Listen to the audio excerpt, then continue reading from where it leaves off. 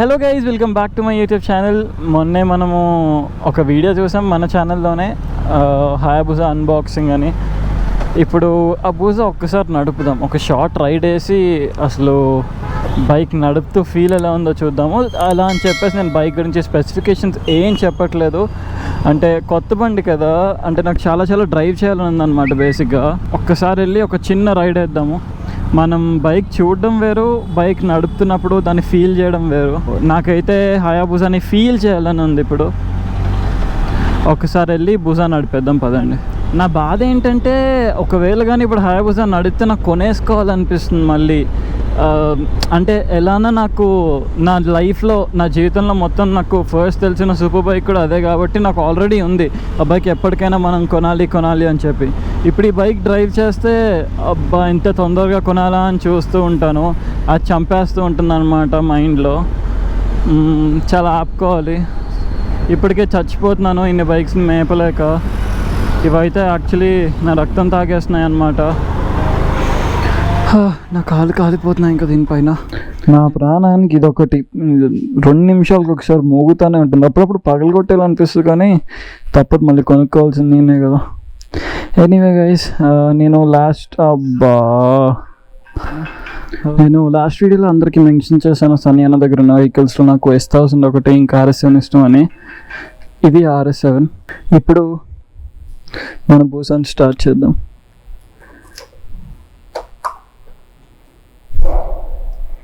First warm up time ఇవ్వాలి. ఏ బండి అయినా సరే ఫస్ట్ ఇంపార్టెంట్ థింగ్ వార్మ్ చేయాలి.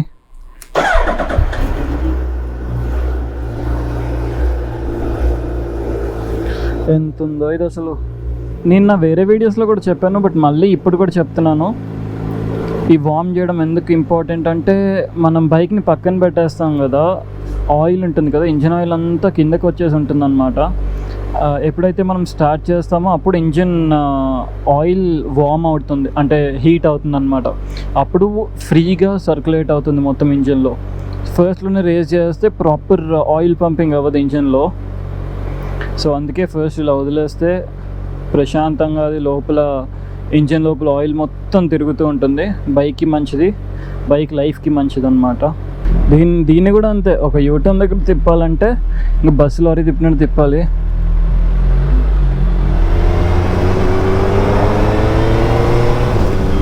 క్విక్ షిఫ్టర్ కూడా చాలా స్మూత్ ఉంది.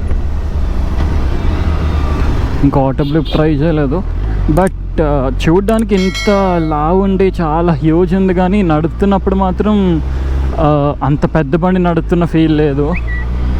అంటే అంత హెవీ బైక్ నడుపుతున్న అంత కష్టంగా నడపాల్సిన అవసరం లేదన్నమాట. చాలా ప్రశాంతంగా నడిపేయచ్చు. దీని వెయిట్ డిస్ట్రిబ్యూషన్ చాలా బాగుంది. క్విక్ షిఫ్టర్ అయితే అసలు next level smooth compare to my 10R తో కంపేర్ చేస్తే ఇది చాలా స్మూత్ ఉంది అసలు. హాయ్ అన్న. హాయ్. అది షాన్ అన్న M3. నేను ఆల్రెడీ నా ప్రీవియస్ వ్లాగ్స్లో కూడా మెన్షన్ చేశాను. అప్పుడు ఒక రేస్ వ్లాగ్ కూడా పెట్టాను కదా డ్రాగ్ది. నేను అన్న బైక్ పైనే 9.522 సెకండ్స్ చేశాను, అంటే ఫాస్టెస్ట్ క్వార్టర్ మైల్.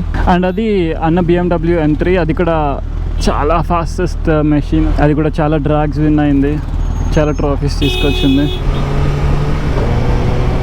బట్ బయటకు అంతలా కనిపిస్తుంది కానీ బైక్ చాలా ఈజీగా నడపవచ్చు దీన్ని. అంటే ఇంకా మనం నార్మల్ బైక్ నడుపుతున్నట్టే ఉంది.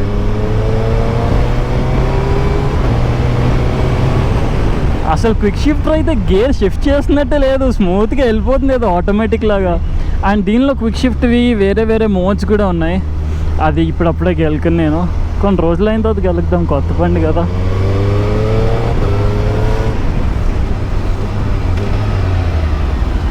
ఎస్, ఇంజన్ బ్రేకింగ్ కూడా బాగుంది. ఇంజన్ బ్రేకింగ్ ఆన్ చేసింది, అదే చూశాను ఎందుకు ఇంత బాగింది అని. ఇంజన్ బ్రేకింగ్ అనేది కూడా ఒక కంట్రోల్ ఉంటుంది బైక్లో. మన 10R కూడా ఉంది. అంటే నాకు తెలిసినంత వరకు అన్ని సూపర్ బైక్స్కి ఉంటుంది, ఎలక్ట్రానిక్స్ ఉంటాయి, ప్రాపర్ ఎలక్ట్రానిక్స్ ఉన్న బైక్స్ అన్నిటికీ ఉంటుంది. టైగర్ ఉంది, 10R ఉంది. ఇంకా నా బైక్స్తోనే కంపేర్ చేద్దాం. నా బైక్స్తో కంపేర్ చేసినా సరే ఇంత తక్కువ టైంలో పర్లేదు, మరీ ఎక్కువ హీట్ అయితే అవ్వట్లేదు, నాకు అంత హీట్ కూడా అనిపించట్లేదు. మరి కొంచెం సేపు అయిన తర్వాత చూద్దాము. అంటే ఈ బైక్స్ని ప్రాపర్గా రైడ్ చేసి రివ్యూ చేయాలంటే మన రోడ్లు కష్టం, యాక్చువల్లీ చాలా కష్టం. ఇట్లా థ్రాట్లు ఇచ్చేప్పటికీ వెళ్ళిపోతాయి కదా 170s అలాగా ఫస్ట్ గేర్లో. సో ముందే బ్రేక్ చేసుకోవాలి, మళ్ళీ గేర్ డౌన్ చేసుకోవాలి. ఇదంతా సిటీ రోడ్స్లో కొంచెం కష్టము. ఎనీవే ఇది ప్రాపర్ రివ్యూ అయితే కాదు, నేను సరదాగా బైక్ నడుపుతున్నాను అంతే. నడుపుతుండగా నేను జనరల్గా ఫీల్ అయ్యేది షేర్ చేసుకుంటున్నాను. And coming to the fuel, మనకి ఏ సూపర్ బైక్ పైన ఇక్కడ రాసి ఉంటుంది RON 95+ అని. ఇప్పుడు మనము XP 100 కొట్టిస్తున్నాము. ఇది 1 లీటర్ వచ్చేసి 160 రూపీస్ ఉంటుంది. సూపర్ బైక్స్కి ఇది చాలా మంచిది. అంటే చాలా మంచిది అంటే వేర్ అండ్ టైర్ ఎక్కువ అవ్వదు అనమాట. ఇదిగోండి ఇక్కడ మనకు మెన్షన్ చేసి ఉంటుంది RON 95+ అని. ఈ ఫ్యూయల్ కొంచెం రెడ్ కలర్లో ఉంటుంది. అంటే జనరల్గా మన ఫ్యూయల్ చూస్తే ఆరెంజ్ ఎల్లోయిష్ ఉంటుంది కదా, ఎల్లోయిష్ కలర్ అని ఇంకా ఆరెంజ్ కిందకే వస్తుంది, బట్ ఇది రెడ్ కలర్లో ఉంటుంది. యాక్చువల్లీ నాకు ఈ బైక్ పవర్ కూడా చూడాలని ఉంది, బట్ ఇది కరెక్ట్ టైం కాదు. అట్లీస్ట్ 1000 కిలోమీటర్స్ రన్నింగ్ అవ్వాలి ప్రాపర్గా, అప్పుడే బైక్ లైఫ్కి మంచిది. కొత్త బైక్స్ ఏదైనా అంతే. ఇంకా ఇది 200 కూడా జరగలేదు బైక్ కొన్నప్పటి నుంచి. ఒక్కసారి 1000 కిలోమీటర్స్ అయిన తర్వాత ప్రాపర్ రన్నింగ్ అయ్యి ఫస్ట్ సర్వీస్ అవుతుంది కదా, దాని తర్వాత చేస్తాను దీనిపైన ప్రాపర్ రివ్యూ. నేను జనరల్గా దీని రివ్యూస్ చూస్తాను కదా, ఏకంగా ట్రాక్లో వాడేస్తున్నారు ఈ బండిని. అంటే ఎలక్ట్రానిక్స్ ఎంత ప్రాపర్ ఉంటే ఇంత హ్యూజ్ బైక్ని ట్రాక్లో వాడతారు, ఇంకా అర్థం చేసుకోండి. అండ్ నేను ఇందాక హీటింగ్ ఎక్కువ లేదన్నాను, కానీ యాక్చువల్లీ పర్లేదు, ఇది కూడా గట్టిగానే హీట్ వస్తుంది. మేబీ ఇందాక 5 minutes అయింది కదా బైక్ స్టార్ట్ చేసి, అందుకని అంత ప్రాపర్ హీట్ నాకు చూపించలేదు అనుకుంటాను. అన్ని సూపర్ బైక్స్ ఒకటే, ఇంకా చంపేస్తాయి హీట్తో. దీన్ని ఇంకొక 10 నిమిషాలు నడిపితే సేమ్.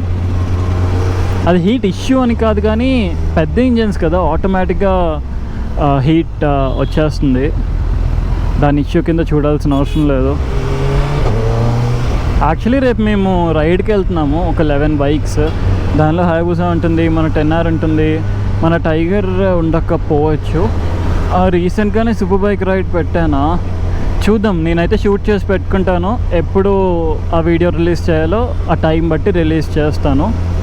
యాక్చువల్లీ ప్రతిసారి ఈవినింగ్ రైడ్కి వెళ్తాము, బట్ మార్నింగ్ రైడ్ చేద్దాం అనుకుంటున్నాము. సో యా, ఐ హోప్ అందరూ చాలా ఎక్సైట్మెంట్తో వెయిట్ చేస్తారు అనుకుంటాను. షూర్లీ తొందరగానే అప్లోడ్ చేసేస్తాను. నాకు ఒక్కసారి దీని మోడ్స్ చూడాలని ఉంది. ఒకసారి బైక్ పక్కన ఆపి అసలు చూస్తాను. ABC అని మోడ్స్ ఉన్నాయి ఇక్కడ.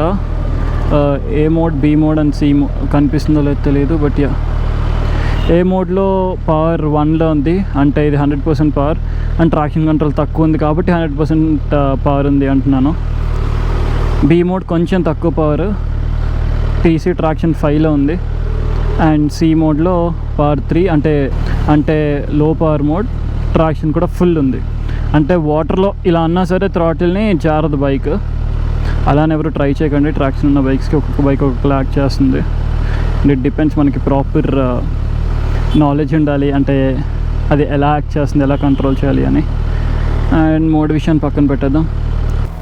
ఎనీవే, ఈ రోజుకి నాకు షార్ట్ రైడ్ చాలు ఈ బైక్తో.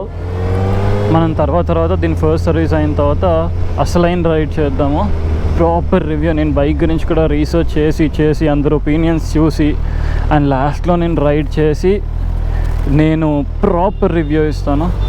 అండ్ కమింగ్ టు సీటింగ్ పొజిషన్కి వస్తే మాత్రం compare to most of the super bikes ఇది కొంచెం కంఫర్టబుల్ ఉంది. ఇంకా మన 10R గురించి మాట్లాడక్కర్లేదు, 10R చాలా అగ్రెసివ్ ఉంటుంది సిట్టింగ్ పొజిషన్. BMW కొంచెం కంఫర్టబుల్, అండ్ ఇది కూడా పర్లేదు, కొంచెం కంఫర్టబుల్గానే ఉంది. అండ్ ఇప్పుడైతే దీని యావరేజ్ మైలేజ్ వచ్చేసి 9.5 కిలోమీటర్స్ చూపిస్తుంది. ఇది జస్ట్ ఒక నాలెడ్జ్ గురించి చెప్తున్నాను. బేసిక్గా నాకు తెలిసినంతవరకు ఎవరు హయాబుసాకి మైలేజ్ పట్టించుకోరు, అంటే నాకు అక్కడ కనిపించేది చెప్తున్నాను అంతే. డోంట్ ఫీల్ జెలస్ బేబ్, ఒక టెస్ట్ రైడ్ అంతే. So yeah, that's it for today guys. Don't forget to like, share and subscribe my YouTube channel. Thank you.